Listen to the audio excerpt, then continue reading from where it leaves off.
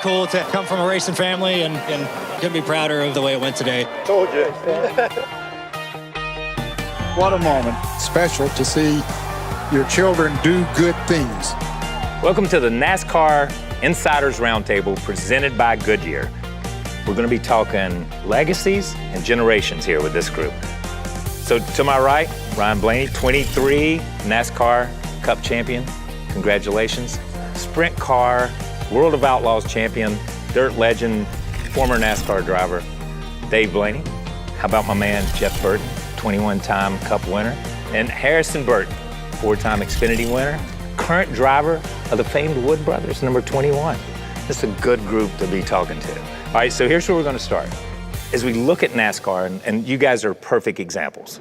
Our family, the Pettys, the Earnhardts, Elliott's, Burtons, now Blaney's, but you got Waltrips and you got Parsons. And I mean, we go all the way back to the Flocks in the 50s. What is it about NASCAR and families? I think maybe racing is not like a mainstream stick and ball sport where you maybe have to have, when you're growing up, if you have friends that are into racing or your family's into racing, I think that's maybe a direction you go. But so I think that's part of it. You have to kind of grow up with somebody around it to dive in.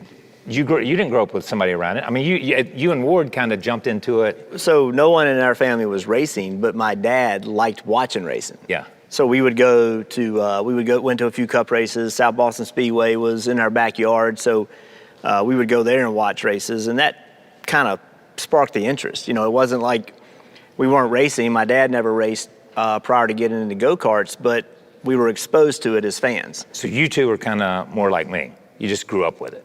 I mean, it was there. It was there every day.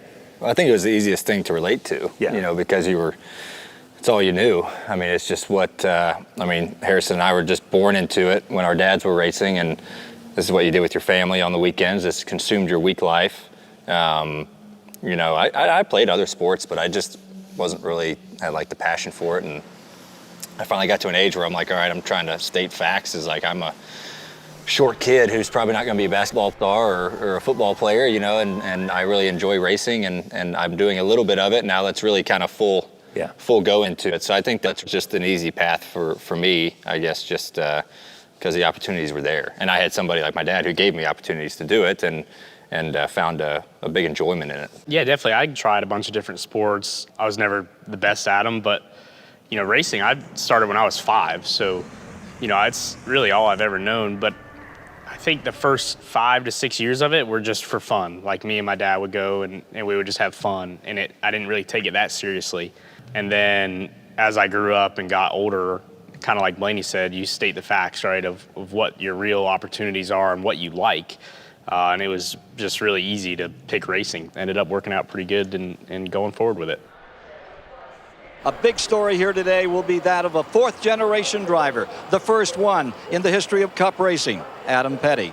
I remember taking Adam to a go-kart race, first time, and watching him drive a go-kart, and I'm like, where did he learn that? Where'd that come from?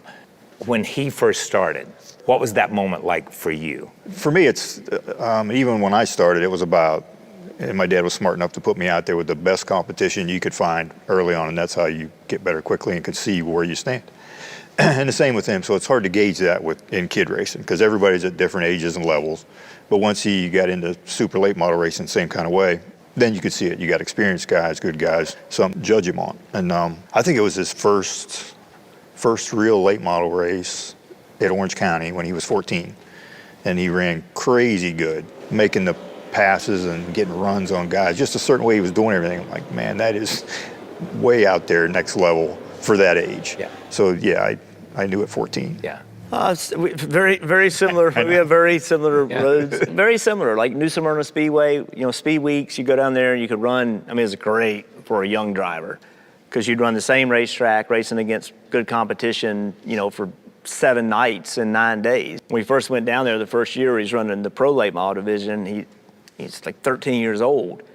And we won like a night 2. And he won not by being on the pole. He won from, you know, starting 5th or I don't remember what it was, but he drove up there and took the lead late. And, you know, you're like, that's pretty impressive. And those were the moments where you look back and you say, yeah, that was when not only you could see it, but other people could see it, which is probably more important, you know? Your family was in racing. Yeah. Your dad, my gosh, man. Yeah. It was legend. When you and your brother came along and raced, did you feel pressure to live up to that, to the name, to the Blaney name, to a legacy? I look back and not at all, and I don't know why. Maybe I should have, but I remember not even bugging my dad to put me in a car. I think he had his own car, his own sprint car at the time. I was 17, 18. We're late bloomers back then, but we start till then. And but he just mentioned one day jumping in, and I was happy just going with him and watching him run. And but it turned into me driving, and then I don't know. It was just. For me, it was just run as hard as you could run. Didn't care about anything. Didn't care about pressure. I don't know why, but no. I was the same way. I mean, if you look at the cars I drove, even when I drove for the Woodbridge, it just had my first name on it. It didn't have my last name. Just, you know what I mean? We just put Kyle on it. Never had my name on a car when I drove for my dad. My dad was like, I might want that car. Don't put your name on it. You know what I mean? So never had that. And it was just, and I've said it before, if you looked at my granddad and my dad, and myself and then Adam, we were 4 totally different personalities. You're different than your dad. You're different than yours. Do you guys feel any pressure to follow that same path or just to go and make your own path? I think the only pressure that I felt was from like outside. Like, I think the media stuff is different than like now when Harrison and I were kind of coming into it in the, 2010s, like early 2010s, right? Like the media is growing heavily, and I think they like try to put more pressure on it than anything. And I feel like I felt that a little bit when I was younger getting going, but as I got older, I really didn't feel any of that. As far as like a family last name pressure, it was more just like pressure on myself because I want to do good and I want to have, make my name Ryan, be respected and stuff like that. But yeah, no, it wasn't a lot, and it definitely got easier as I got older. That's for sure. I had a year where I didn't win a lot of races, and we didn't run very good. And even then, it was like I was like 15 years old, and it was crazy. Like you'd open Twitter and people would be just dogging you or whatever, right? And when I was a kid, that really upset me a little bit. And then as I got older and I won races and kind of moved up through the ranks, that kind of stopped. And I noticed it was literally the same people that were saying bad stuff about you would be like, this guy's the next big thing. So it was like, it changed so fast based off of one race, right? And that's when I kind of realized that all the outside pressure didn't matter. My dad didn't ever, or my mom never put pressure on me to do it, and just because they wanted me to be my own man. And so I think with them not even really pushing me to race or really even, like I had to beg them to race. So the only other pressure was just kind of artificial for myself or from just random people that don't know you, right? The fans are always expecting more. Yeah. For sure. And it's the same in any sport.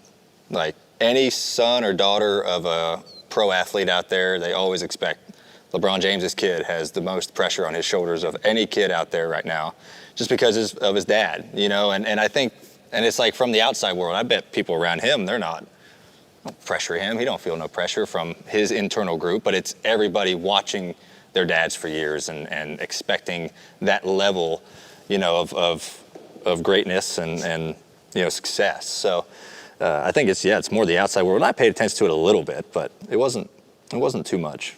As they came along at this level, at the Xfinity level, truck level, at the Cup level, what advice, and you almost go out of your way not to mention Harrison whenever you're doing your job on TV, but in private, what kind of advice do you give him that can help him? So to me, one of the most important things is like none of us know if our careers are going to work out or not in any line of work. Like you just don't know where it's going to go. And I think at the end of the day, just when it's all said and done, did you give it, if it worked out or not, did you give it everything that it deserved, right? Because it is a damn privilege to drive a race car for a living. There's only very small amount of people that get a chance to do that. So if you are one of those few, make sure you don't take that for granted. Just give everything you've got, because you don't know. You don't know that you're gonna have a ride next year. That's just how this business is. But I think that shows like the family aspect of this, because not a single person that's made it in racing does it on their own. And you may love it, but everybody around you might not. But they're going with you anyway. They have no choice. How did you guys react? How do you guys react when they say they've seen something? Because listen, I rode 1,000,000 miles in a van with my dad, him telling me what I did wrong. And I'm thinking, you wasn't even at the same race I was at. You didn't see what I saw from inside the car. Yeah. So how do you guys react to that? My dad, he's pretty hands-off, and it's more of a 30,000-foot view, where someone like him who's seen racing forever, who's seen things go up and down in his own career, he's learned from all those things, and he can just kind of point me in the right direction, right? And there was a lot of times when I was growing up where I was like, man, my dad is kind of like just mean, like hard on me, right? Like was yelling at me because I made a mistake in quarter midgets or whatever. But then there's times in my career where I'm glad he did that, because it's not easy. This isn't just all fun. We go to the racetrack, hang out with our buddies in the motorhome lot, and then go home. It's pretty serious, and there's a lot of effort and a lot of people that put everything into this. So when it doesn't go well, it's not easy to handle that. So I was glad he did that, and still, he doesn't yell at me or anything, but he's still very realistic with me about the situation. Yeah, I think when you're younger, you don't get that picture. Like, you're like, man, why is Dad riding my ass about this stuff? Yeah. But then as you get older, you look back on it, you're like, well, I'm happy he did that, because it kind of molded you into being able to take constructive criticism well, not sugarcoat anything. Like, if I'm doing something wrong, tell me I'm doing something wrong. Because I don't know if I'm doing something wrong sometimes, and I need to know how to fix it. And things like that makes you a little bit tougher as an adult. And I think I look back on that stuff, and it was good. Jeff, with the driver council, and we've talked about this numerous times, how important that driver council is to moving the sport forward for drivers. And an aspect of that is the safety. We greet you today with heavy, sorrow-filled hearts because during practice here yesterday, 19-year-old Adam Petty was killed. An accident in turn 3, taking the life of the 4th generation of racing Pettys. Adam's accident, I lost a son in this sport. But this sport gave us so much. It's given you so much. It's given you so much. It's given you guys an opportunity. What are as you watch your sons drive, your biggest concerns as you see them drive? You always worry about their safety. And because there is a reality to this, and you know better than I wish you had to know.